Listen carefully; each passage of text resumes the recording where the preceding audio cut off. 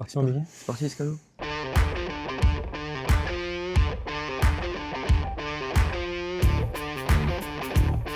C'est le Racing 92 qui nous a ouvert ses portes au cœur de la pré-saison sur une journée ultra intense à 3 entraînements. Notre objectif, mettre en avant les joueurs et les personnes qui les entourent, les métiers de l'ombre, plongés dans cet univers. Arrivé au Racing, c'est Justine qui nous accueille. Les joueurs sont en réunion pour débriefer le match amical contre Brive et préparer celui du Stade Français. On en profite pour visiter le centre d'entraînement du Plessis-Robinson.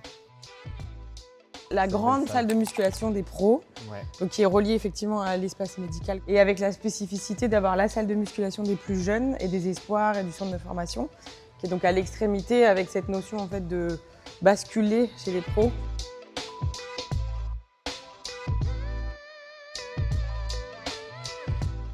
Et donc cette salle hypoxie. Tu vois, la Louis, elle est en marche. C'est comme si c'était à 1600 mètres là, tu vois. Et avec vue sur le terrain aussi. La spécificité de derrière cette porte, que tu rentres directement dans la salle de vie et après dans le staff administratif, c'est quand même un truc hyper spécifique du Racing où tu as le sportif, la vie de groupe, le staff technique et après le staff administratif. Oui, c'est quand oui. même, Alors effectivement, c'est un lieu qui est un peu sanctuarisé. Alors tu as 2 entrées possibles. Nous, on a pris un peu la porte des artistes.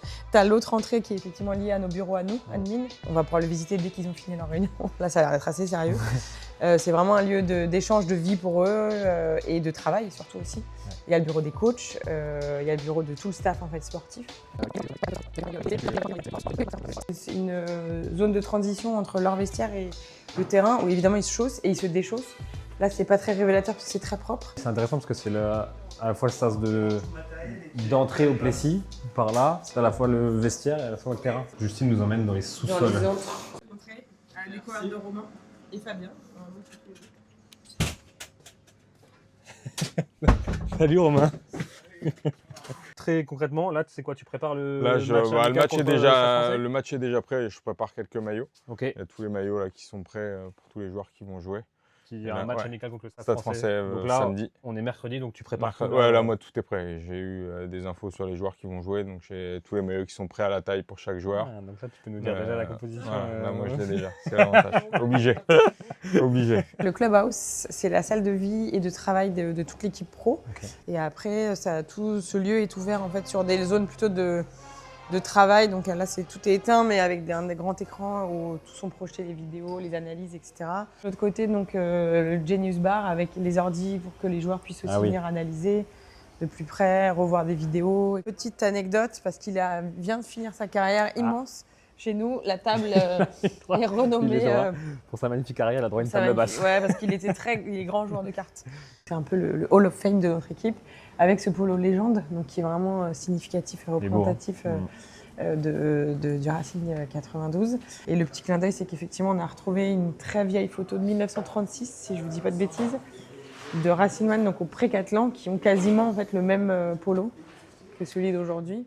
Et puis c'est une crème.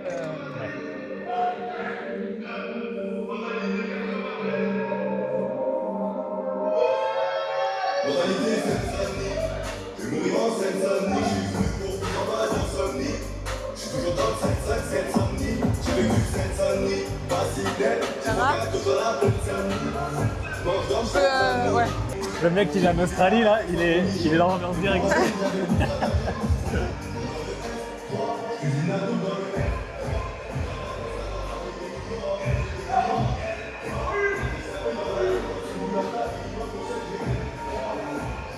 C'est difficile en français, pardon.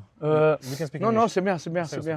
Comment tu organises ta journée? On a une réunion ce matin à 8h, ça c'est moi, Sylvain le médecin. Oui, et tous les entraîneurs. On va démarrer avec une réunion d'équipe à 9h. À 10h, on a démarré avec Muscu pour les joueurs ensemble. Muscu, tous ensemble? Oui, c'est Muscu bas du corps. Ils sont en force cette semaine.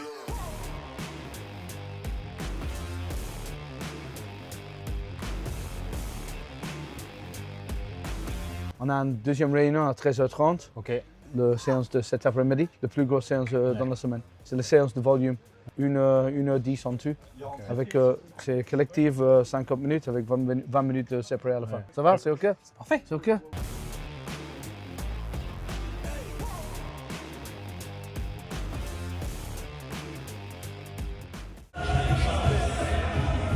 Et c'est bon. Reste bien gainé, reste gainé. Reste gainé.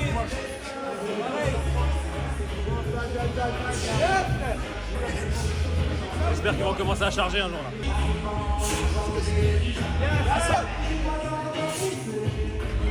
Plus fort, plus fort. Encore.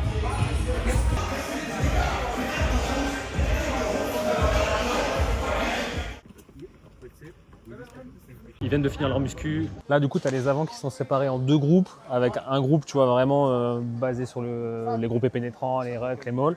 Et après, un autre groupe qui va bosser les skills avec Joe Rokosoko, qui est expert là-dedans dans le staff du Racing. Et de l'autre côté, tu as les 3 quarts qui font vraiment travail de main, travail de skills, avec Fred Michalak. Saliba. Sorry? You like Saliba? Actually, was good for you. Really? Yeah, in your last night it was a really tough one. So it was landed to Marseille, and then he came back and it was like the boss from it. Very good. Very, very good. And Arsenal's set piece, very good set piece. Not as strong as PSG, but...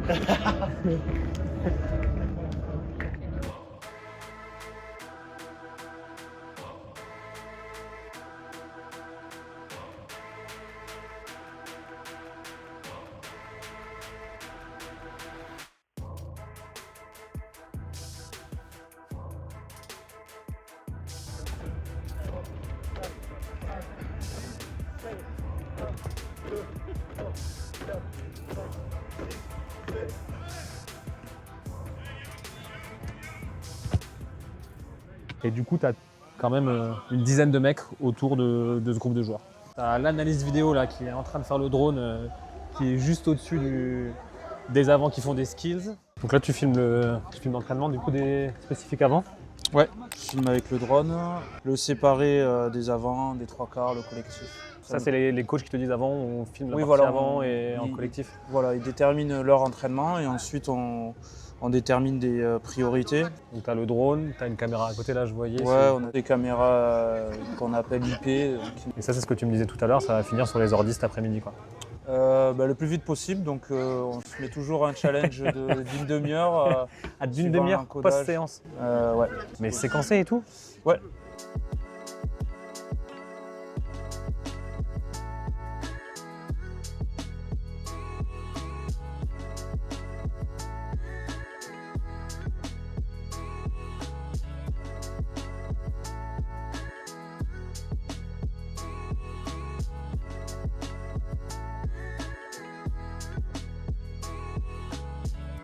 Ce que je trouve cool là-dedans, c'est de pouvoir associer mon métier de DA et en même temps pouvoir aller du début, c'est-à-dire la création, la photo, récupérer cette photo, en faire un visuel, en faire toute une image. Et il y a pas mal de détails qui sont hyper importants, je trouve. Il y a des straps des mecs, il y en a certains qui ont des petits messages pendant les matchs. Il y a toutes ces choses-là qui sont très très cool à les capter. Le côté vitesse, le côté petits gestes techniques, c'est des trucs qu'on va chercher en baissant la vitesse. Moi, je suis quand j'entraînais, j'étais un fan des micro-skills, ces tout petits détails qui ont l'air de rien mais qui changent tout. Tu vois.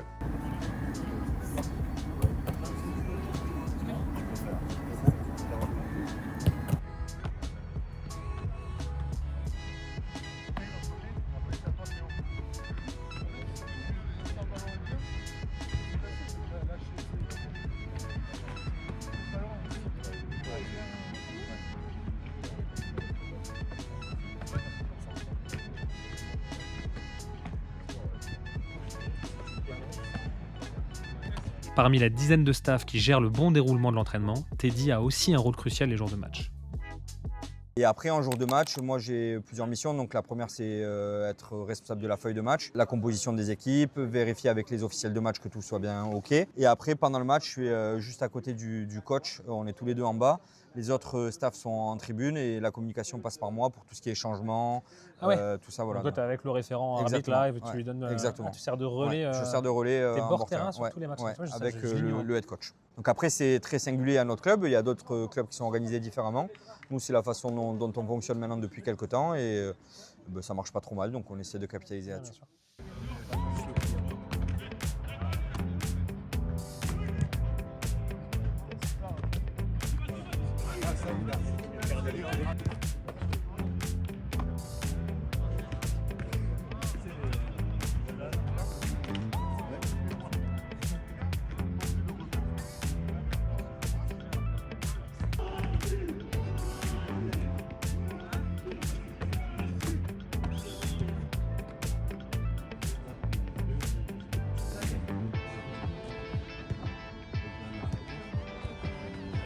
Pendant que ça s'active sur le terrain, à l'intérieur, ça bosse tout aussi fort avec les joueurs blessés.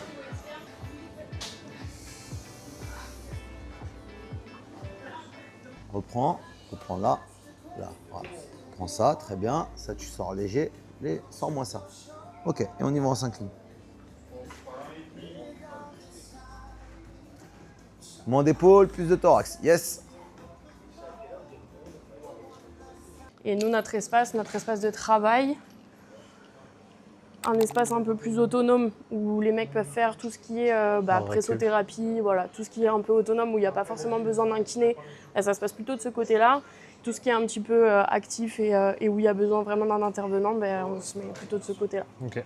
Les plateformes de force, les capteurs de force, l'isocinétisme, le BFR, le Uber, ça nous permet vraiment de faire un truc assez complet. 3 SAS, moins 10, moins 60 et moins 110. Alors le protocole veut que normalement tu fasses 30 secondes moins 10, 30 secondes moins 60 et 3 minutes à moins 110. Ici, vu la robustesse de nos athlètes et vu un peu ce qu'on cherche à faire avec la cryo, on cherche plutôt à choquer un peu le métabolisme.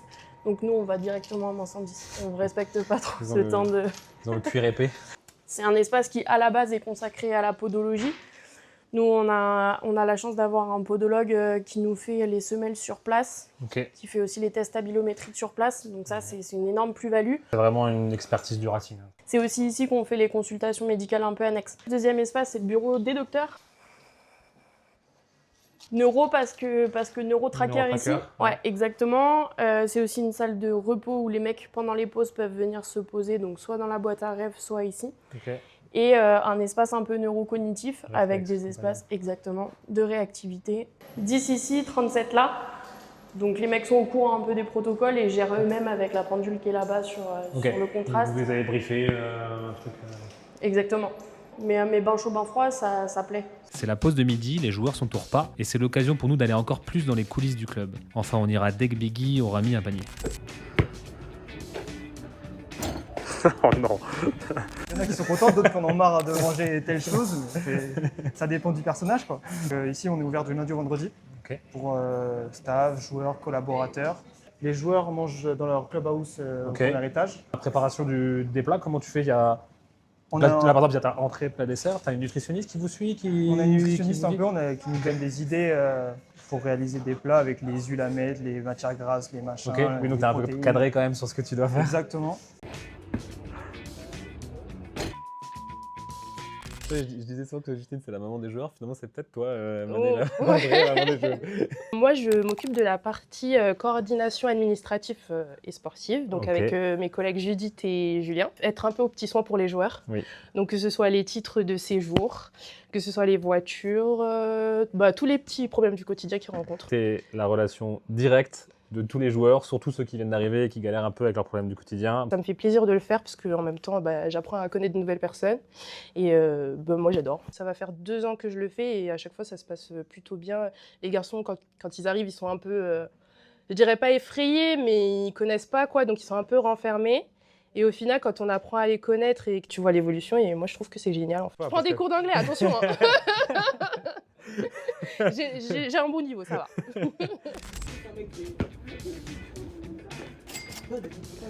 Toi, t'es un alley hooper, toi. Faire en sorte que les joueurs puissent jouer. Licence, contrat. Licence, relation avec les institutions, donc Fédé et Ligue. Il arrive des fois où tu dis la loi ne nous permet pas. Mon but, c'est pas d'empêcher les entraîneurs de recruter. Moi, je dois orienter ce joueur-là. On peut plus le prendre en tant que joueur additionnel, joueur supplémentaire. Enfin, je dois trouver la solution pour que notre effectif soit le plus cohérent possible. On ne va pas recruter 50 non-gifs alors que je sais que la moyenne n'est pas bonne. Si on a 14 de moyenne on a une règle de 13 non-gifs dans l'effectif.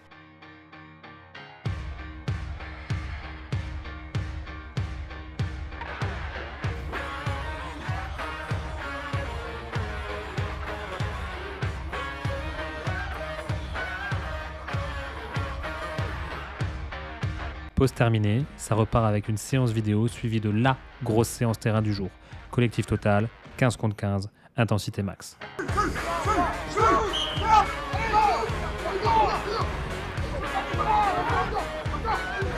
Là, les mecs qui s'entraînent, du coup, ils sont sur du 15 contre 15. Et du coup, à côté, il y a les joueurs qui sont en attente, qui font du physique, là, juste à droite. Et eux, en permanence, ils sont en train de faire du physique pour rester actifs, hein, pour pas perdre le rythme et avoir la même charge de travail, grosso modo. Comme ça, dès qu'il y en a qui sortent, ils reprennent du physique. Dès que ceux qui font du physique, ils arrêtent le physique, ils rentrent sur le terrain.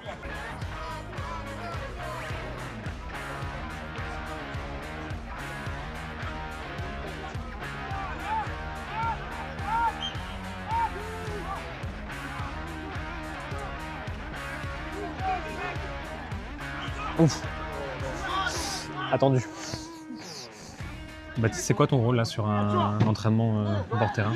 On va suivre déjà toutes les actions où on va avoir du contact. Okay. Donc on est là principalement, comme dans le contexte actuel, il y a toujours chaud sur les commotions. On est là pour vraiment détecter les moindres signes qui passeraient inaperçus. Toujours garder un œil sur l'entraînement, voir si c'est un mec... Toujours un œil sur l'entraînement, voir les réactions. Et on suit toujours une action antérieure. Okay. On ne suit pas vraiment le ballon, on suit plus les contacts. Donc en fait, c'est l'idée à la fois par Fred Michalak et Joro Kosoko qui lead l'exercice. Et derrière, il y a Bobby qui gère le directeur de la performance, qui gère le chrono pour repartir sur des séquences et faire sans s'arrêter que ce soit plus un exercice cardio mixé à du rugby. Une prépa plus collectif total.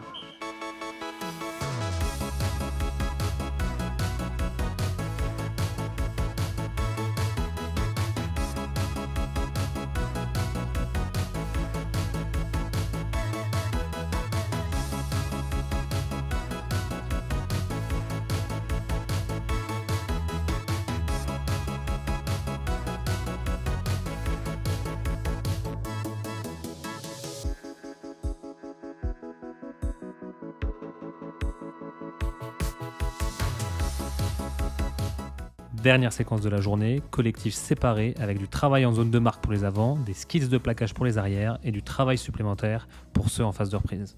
2, 1, deuxième tour. Allez, go. Allez, jusqu'au 15. Go, go, go, go. Allez. Encore. Récup. Impact là-bas. 2, 1, allez, go. Arrière. Prêt, allez, go. Encore, allez. Prêt, allez. C'était quoi l'objectif là? Il reprend juste l'entraînement, il est blessé au coude, du coup il est adapté sur le contact pendant les entraînements avant, collectifs. Il a fait l'espèce d'opposition là. Ouais, mais il était en chasse du bleu-blanc, ça veut dire qu'il est protégé dans la mesure du possible du contact. Ouais. Et à côté de ça, il ne peut pas faire le séparer parce que c'est très axé contact avec les autres avants. Du coup ici on fait une compensation physique orientée enchaînement de tâches contact et aussi on compense la course. Mettre un peu dans le rouge et physiquement aussi. Ok, tu calmes. Elles sont back and go. Ok, compact. Continue. Plus l'impact, plus bas. On décalé. Okay. On décalé. One at a time when you're ready. Vas-y. Après du plaque, après les 8 debout, vas-y. Attends, tu peux pas dire en montant. Qu'est-ce qu'on dit? Go. Go. Hop. Go, montant. Pas entendu. Go, vite. Tu marches bien sur le réseau. Go. Tu m'en fais un peu de copie verticale si tu veux. Go. Voilà. Ouais, go. Allez, go. Allez, Bossi, go. Vini. Attends. Ouais, go. Go. Continue, les gars. Ouais, prêt. Ouais, go. Fin de cette journée intense pour les joueurs. On ressent une équipe différente de l'année dernière, jeune et dynamique malgré peu de repères communs. L'occasion pour nous d'aller demander aux architectes de cette équipe comment ils l'ont construit. Ibout, c'est ton mauvais KT ou ton bon? Comment on entame cette nouvelle saison du côté du Racing là?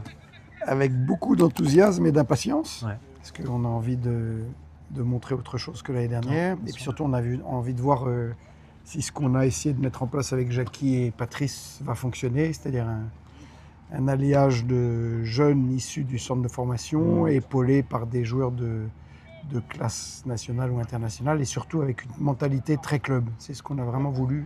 On a voulu retrouver un esprit club que vous avez dû voir dans l'entraînement. On a besoin que tout le monde tire dans le même sens. Donc notre rôle, nous, en tant que manager, c'est ça justement, c'est d'essayer de faire que tout le monde aille dans le même sens et tire dans le même sens. On revient dans 3 semaines, on verra dans un mois.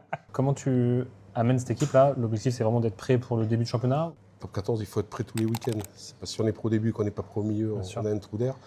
C'est un championnat qui demande une constance. Il suffit d'un bloc, hein, où t'es pas bien. Oui, mais c'est un championnat qui demande constance et résilience. Le problème quand tu mets beaucoup de minots là comme ça et qui ont un potentiel extraordinaire, c'est que parfois il leur faut un peu de temps. Le problème c'est que le top 14 il laisse pas beaucoup de temps. Le but c'est d'avoir un équilibre dans l'effectif. On ne peut pas faire qu'avec des jeunes, on ne peut pas faire qu'avec des joueurs âgés, on peut pas faire. Il faut trouver un équilibre pour que les jeunes amènent une certaine énergie. Quand des joueurs un peu plus confirmés maîtrisent et baissent un peu, en fait c'est les vases communicants, quoi. Eux ils donnent beaucoup d'assurance aux jeunes et les jeunes leur donnent aussi beaucoup d'énergie et ça crée une dynamique de groupe. Moi je crois beaucoup aux dynamiques collectives. C'est ça le principal chantier du Racing. On a vu que tu déléguais beaucoup à tes assistants. Tu n'as pas passé énormément de temps sur le terrain, enfin tu étais toujours là à côté à surveiller, mais finalement tu laisses beaucoup la place. Chacun a son domaine de compétences, mais j'ai besoin aussi maintenant, fut un temps j'étais très front of the line, maintenant j'ai besoin d'être un peu en retrait. Voilà. Avoir une vision d'ensemble un peu plus. Je trouve qu'en interne, il se passe vraiment des belles choses. J'espère que ça se transmettra sur le terrain maintenant. C'est qu'il y a quelque chose qui a dû changer. Il faut avoir une ligne directrice. Déjà, si tu as une bonne mentalité, tu traverseras la tempête. On quitte le centre d'entraînement. Un grand merci au Racing 92 et à Justine de nous avoir ouvert leurs portes sans aucune restriction pour mener à bien ce projet. Bon, c'est la fin de cette vidéo. Là, vous le voyez, on est à Gare de l'Est. Moi, je suis crevé. T'es comment, toi, Mouguy ? Je suis rincé aussi. En vrai, c'était 2 jours très intenses. Franchement, on a fait énormément de choses et on ne pensait pas que ça allait autant nous fatiguer, en tout cas de suivre des gens, de parler, de filmer, d'être attentif à tout ce qui se passe. Donc ça a été vraiment intense. Tu as un apprentissage en tout cas de plein de choses et vraiment cool. Pour prolonger encore cette vidéo, si vous voulez encore aller plus loin, ça va sortir très bientôt. On a tourné aussi 2 épisodes du podcast avec Sylvain Blanchard, qui est le médecin du club, qui est vraiment une référence dans le domaine des commotions, dans le domaine de pieds et chaussures, choisir vos crampons et tout, c'est exceptionnel. Et Hassan Kolingar, pilier gauche du Racing, qui a une histoire incroyable. 3 ligaments croisés, un arrêt cardiaque. Vraiment, je vous conseille vivement d'écouter ces épisodes. Ton ressenti perso, toi, pour conclure cette vidéo sur le Racing et ce qu'on a vécu sur ces 2 derniers jours? J'ai vraiment été agréablement surpris par toute l'ambiance générale dans le club. Enfin, on ne colle pas forcément une bonne image à ce club.